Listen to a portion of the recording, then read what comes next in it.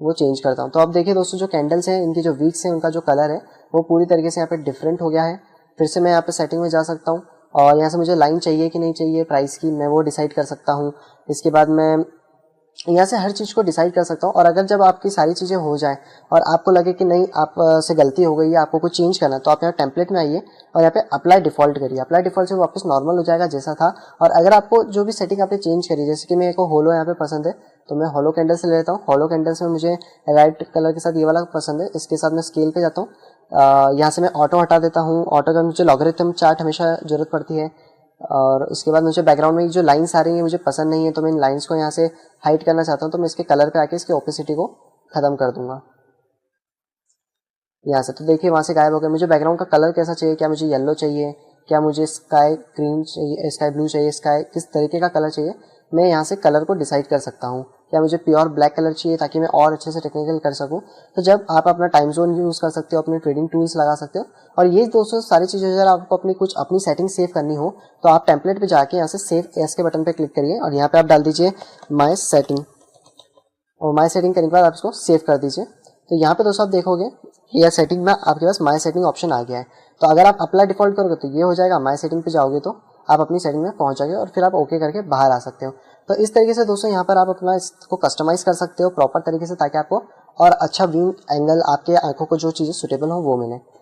यहाँ पे दोस्तों पब्लिश का बटन है कि जो भी आइडियाज़ होते हैं वो यहाँ पे पब्लिश होते हैं। जैसे कि मैं आपको दिखाऊं कि मैं हमेशा आइडियाज़ पब्लिश करता रहता हूँ, जो भी मुझे लगता है कि क्या यहाँ पे चीज़ें चली। तो ये मैंने एक लाइटकॉइन का आइडिया पब्लिश करा है, इससे पहले मैंने बिटकॉइन के आइडियाज़ को पब्लिश करा है। तो ये सारी चीज़ें मैं आपको पढ़ाने वाला हूँ इस कोर्स के अंदर। यहाँ पे आप देखोगे कि ये मैंने थोड़ी देर पहले ही पब्लिश करा था आज की डेट में। तो यहाँ पे भी मैं आपको समझाऊंगा, अभी आपको बहुत कन्फ्यूजन लग रहा होगा इन चीज़ों के अंदर। उसके बाद ये मैंने थोड़े दिन पहले पब्लिश करा था कि यहाँ से बिटकॉइन का क्या हो सकता है। इसको अगर आप प्ले करके देख सकते हो। पब्लिश का एक सबसे अच्छा ऑप्शन है कि आप इसको बाद में देख सकते हो कि यस प्राइसेस में बाद में मूवमेंट क्या आ रहा है, किस तरीके से चल रहा है, एंड ढेर सारी चीज़ें आप कर सकते हो। यहाँ पर आपको डिफरेंट चीज़ें मिलती है। इसमें से फर्स्ट वाला आपको मिलता है विजार्ड लिस्ट, जहाँ पे आप अपने सारे कॉइन्स रख सकते हो। यहाँ से आप अपने कॉइन्स को ढूंढ सकते हो, या फिर जब जहाँ से भी कॉइन ढूंढते हो उस पर राइट क्लिक करके यहाँ से आप उसको फ्लैग करके यहाँ पर रख सकते हो। सारे कॉइन्स को रख के यहाँ से आपको हटाना तो आप यहाँ से रिमूव कर सकते हो और यहाँ से आप उनकी प्राइस और उन सब पे मॉनिटर कर पाओगे। यहाँ पर आपको दोस्तों बताएगा उसकी करंट प्राइस क्या चल रही है और जो सेंटीमेंट है वो किस तरफ ज़्यादा जा रहे हैं, किस तरफ क्या चीज़ है। इसके जस्ट नीचे अगर दोस्तों आप बिटकॉइन की प्राइसेस और न्यूज़ेस से मतलब पूरा अपडेटेड रहना चाहते हो तो यहाँ पे आपको सारी की सारी न्यूज़ेस मिलती रहेंगी कि क्या मार्केट के अंदर चल रहा है, क्या सारी चीज़ें हो रही हैं। देन यहाँ पर आपको फिर से वो मिल जाएगा 1 डे 5 डे जो भी आपको चाहिए रहता है। इसके नीचे दोस्तों बहुत सारी चीज़ें हैं जो कि हम यूज़ करते हैं, जैसे स्टॉक स्क्रीनर। हम अगर कुछ स्टॉक्स या कुछ क्रिप्टोस पे ध्यान रख रहे हैं तो उनको यहाँ से सर्च कर सकते हैं, उनके डिविडेंड कितना पे करते हैं, कितना नहीं करते हैं। ये डिफरेंट चीज़ों को हम कस्टमाइज़ कर सकते हैं। ओवरव्यू, परफॉर्मेंस, एग्जिस्टेंस, यहाँ से आप डिफरेंट चीज़ें कर पाएंगे। और उसके बाद आपको जैसे कि मैंने बताया था कि आप अपने खुद के इंडिकेटर्स को बना भी सकते हैं। तो वो सारी जो प्रोसेस होती है वो भी दोस्तों यही होती है, जिसका नाम है स्ट्रेटेजी टेस्टर, पेन एडिटर। इनके अंदर पूरी स्क्रिप्टिंग करके आप अपने इंडिकेटर्स को बना सकते हो। फिलहाल मैं वो आपको बनाना नहीं सिखा रहा हूँ क्योंकि हम जो इंडिकेटर यूज़ करने वाले वो सफिशिएंट है और ये स्क्रिप्टिंग हम लोगों को नहीं आती है। इसके बाद दोस्तों यहाँ पे अलर्ट है, जो कि अलर्ट्स आप यहाँ से लगाते हो वो अलर्ट्स आपको यहाँ पे मिलते हैं। यहाँ पे आपको एक बाय सेल का ये मिल रहा होगा, ये तब आता है जब आप नया अकाउंट बनाते हो। मैं इसको हमेशा हाइड रखता हूँ क्योंकि किसी काम का नहीं है। यहाँ पे आप देख सकते हो मैंने 4 आवर में ऑलरेडी अलर्ट सेट कर रखा है, तो मैं इसको कट कर देता हूँ और यहाँ से हम लोग अलर्ट कुछ भी सेट कर सकते हैं। देन दोस्तों आपके यहाँ पे इसके बारे में कि आज के दिन में क्या हुआ, पूरा 1 डे जो भी आप टाइम फ्रेम लेते हो उसके हिसाब से। देन आप इसमें और चीज़ों को कस्टमाइज़ कर सकते हो, आप BSC और मतलब बहुत सारी चीज़ें हैं आपको यहाँ पर कि आप बहुत सारी चीज़ों पे एट ए टाइम फोकस रख सकते हो। अपने एक और कैलेंडर्स के अंदर चीज़ों को नोट डाउन कर सकते हो। आप अपने आइडियाज़ यहाँ पे बना के शेयर कर सकते हो। आप अपने दोस्तों के साथ यहाँ पे चैट कर सकते हो।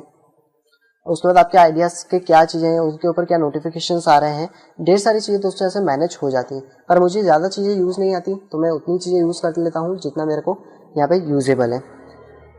तो आई होप दोस्तों ये पूरा की पूरा आपको इंटरफेस समझ आया होगा। यहाँ पे कुछ और चीज़ें रह गई हैं तो हमेशा आप इसको ऑटो से हटा देना, वरना ये चार्ट जो होगा जैसे ही ऑटो आपका ऑन रहता है ये लॉक हो जाएगा। आप इसको एक्स में तो घुमा पाओगे पर वाई डायरेक्शन में नहीं घुमा पाओगे। ऑटो हटाने पे आप इसको फ्रीली कहीं पे भी घुमा सकते हो। ये दोस्तों जो लॉग है ये एक्चुअल में लॉगरिथम स्केल है और अभी देखिए लॉगरिथम इसके मैंने ऑफ कर दी है तो आप देख सकते हो कि 3800, 4000, 4200 ये सब बराबर डिस्टेंस पे दिख रहे हैं। जैसे ही हम लॉग को ऑन करेंगे आप देखोगे कि इनकी जो डिस्टेंस है वो कम हो गई है। तो लॉगरिथम और इसमें क्या डिफरेंस है वो मैं आपको थोड़े से बड़े टाइम फ्रेम से दिखाता हूँ। सबसे पहले मैं लॉग को ऑफ करता हूँ तो आप देखो जो बिटकॉइन का चार्ट है वो हमको कैसा दिख रहा है कि एक पहाड़ जैसा बना एंड देन नीचे आया एंड देन ऊपर गया। लेकिन जैसे मैं लॉग ऑन करूंगा यहाँ पर चीज़ें चेंज हो जाएंगी। आपको छोटा दिख रहा होगा क्योंकि जो लॉग है उसको मैं आपको समझाता हूँ। यहाँ पे आप राइट क्लिक करके रीसेट प्राइस करो। अब देखो आपको बिटकॉइन का चार्ट बिल्कुल ही अलग फॉर्मेशन में दिखेगा। लॉग का हम लोग यूज क्यों करते हैं, क्योंकि लॉग जो होता है वो हमको बहुत ज्यादा एक्यूरेट चीजों पे करवाता है। जैसे कि अगर मुझे यहाँ से ये ट्रेंड लाइन ड्रॉ करनी थी तो ये देखो एक्यूरेट हो रही है, लेकिन अगर मैं लॉग ऑफ कर दूंगा तो ये एक्यूरेट नहीं है, ये बिल्कुल भी एक्यूरेट नहीं है। मुझे ये जो लाइन मिल रही है वो कुछ इस पॉइंट से मिल रही है।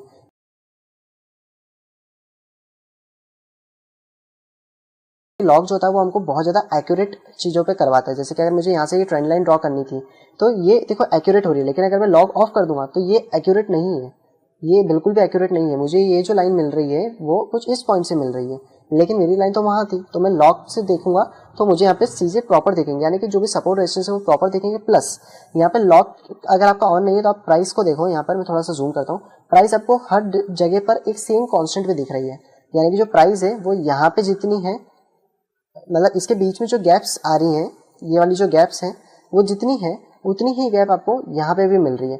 लेकिन जैसे ही हम लोग लॉगरिथम को ऑन कर लेते हैं, लॉगरिथम क्या करता है, गैप्स को कम करते जाता है। जैसे कि आपकी जो भी वैल्यूज दूर है उनकी गैप्स यहाँ पर कम होती जाएंगी इस तरीके से। तो यहाँ पर आपको 2:2 का जो रेशो होता है उसके हिसाब से आपको यहाँ पर गैप्स में डिसीजन लेने के लिए मदद मिलती है। तो आई होप यहाँ पे आप लॉगरिथम समझ गए होंगे, यानी कि यहाँ पे जो वैल्यूज है वो आगे जाकर बराबर नहीं रहती, वो एक्चुअल में आपकी प्राइस के हिसाब से मूव होती है। जैसे कि अभी अगर मैं छोटा करता हूँ इसको तो आप देखो सारी बराबर आ रही है, लेकिन ये जो 4 से 5,000 का जो गैप है वो बड़ा, लेकिन जो 4,000 से 4,700 का वो इतना बड़ा नहीं है। तो यहाँ पर आप जैसे इसको जूम करोगे आपको ये चीजें डिफरेंशिएट पता पड़ जाएगा, क्योंकि जो लॉग है वो एक्चुअली में एक मैथमेटिकल कैलकुलेशन है 2:2 की पावर वाली, तो उसके हिसाब से यहाँ पे चलती है। तो आप लोगों को ये चीज ध्यान रखना है कि आपको लॉग को हमेशा यूज करना है। मैक्सिमम केसेस में आप लॉग को ही यूज करोगे क्योंकि वही ये इंपॉर्टेंट है आपके लिए यहाँ पर।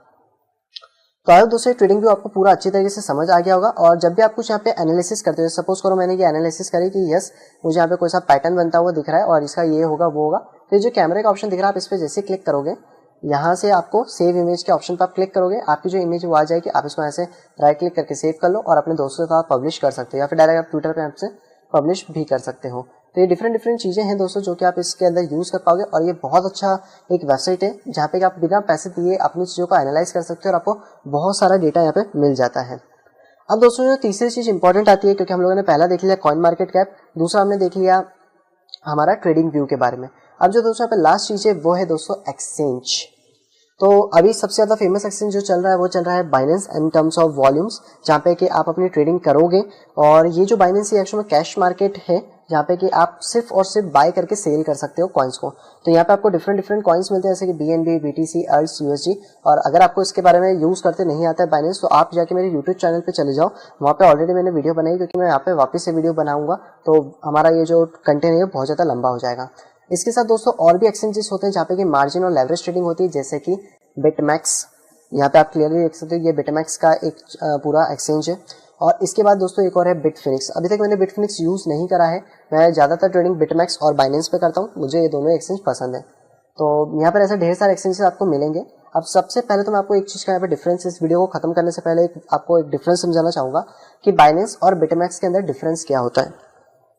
तो दोस्तों जो बाइनेंस है वो एक एक्सचेंज है, यहाँ पे आपको क्लियरली लिखा हुआ मिल जाएगा कि बाइनेंस इज द एक्सचेंज है। एक्सचेंज का मतलब क्या होता है, जहाँ पे कि आप किसी एक प्रोडक्ट के बदले दूसरे प्रोडक्ट को एक्सचेंज करते हो। जैसे कि सपोज मेरे पास बिटकॉइन है और मैं बिटकॉइन से बाइनेंस कॉइन को खरीद रहा हूँ, तो यहाँ पे मैं क्या कर रहा हूँ, बिटकॉइन से बाइनेंस कॉइन की परचेसिंग हो रही है। तो इसको हम लोग क्या कहते हैं, खरीदना बेचना। तो ये चीज होती है एक्सचेंज करना, यानी कि मैं बिटकॉइन के बदले BNB ले रहा हूँ, BNB के बदले बिटकॉइन ले रहा हूँ। लेकिन जो हमारा बिटमैक्स है वो एक्चुअल में P2P यानी कि पर्सन टू पर्सन या फिर बोले peer to peer crypto product trading platform है। ट्रेडिंग प्लेटफॉर्म क्या होता है, यहाँ पे आप बाइनेंस पे देखोगे तो यहाँ पे आपको सिर्फ बाय करके सेल करने की अपॉर्चुनिटी मिलती है। यहाँ पे आपको बाय और सेल का बटन मिलता है, यहाँ पे लॉगिन रजिस्टर लिखा है, तो आप बाय करोगे सेल करोगे, लेकिन आप यहाँ पे सेल करके बाय नहीं कर पाओगे, जो फैसिलिटीज आपको बिटमैक्स में मिलेंगी। बिटमैक्स का जो फुल ट्यूटोरियल है आएगा इस कोर्स के अंदर है, तो वो आप जरूर देखना पूरा अच्छे तरीके से, उसमें आपको और भी ज्यादा चीजें यहाँ पे क्लियर समझ आएंगी। सो हेलो दोस्तों, टेक्निकल एनालिसिस के पार्ट 2 में आप सभी का स्वागत है। तो बेसिकली दोस्तों इस टेक्निकल एनालिसिस पार्ट 2 के अंदर आज हम लोग मेनली 4 टॉपिक्स को कवर अप करने वाले हैं। पहला टॉपिक है टाइप ऑफ ट्रेड्स, कि ट्रेड्स कितने टाइप के होते हैं और उनकी टाइम फ्रेम क्या होती है, आपको कौन सा ट्रेडिंग करना चाहिए, कौन से टाइम फ्रेम में करना चाहिए, तो उससे आपको आइडिया लगेगा कि आपके लिए किस टाइप के ट्रेड्स बने हैं, आप क्या ट्रेड वहाँ पे कर सकते हैं। और अगर आप एक जॉब पर्सन हैं या फिर आप एक स्टूडेंट हैं तो सबके लिए अपने अपने टाइप के ट्रेड्स वहाँ पे होते हैं। दूसरा जो पॉइंट होगा वो होगा types of market cycle and trend की मार्केट की साइकिल्स कैसी होती हैं, जो कि हम चार्ट्स पे देखेंगे। मार्केट के जो ट्रेंड होते हैं वो कितने टाइप के होते हैं, मार्केट में क्या क्या ट्रेंड आते हैं, किस तरीके से हमको आइडेंटिफाई करना है, ये सारी चीज़ें हम लोग चार्ट्स पे देखने वाले हैं।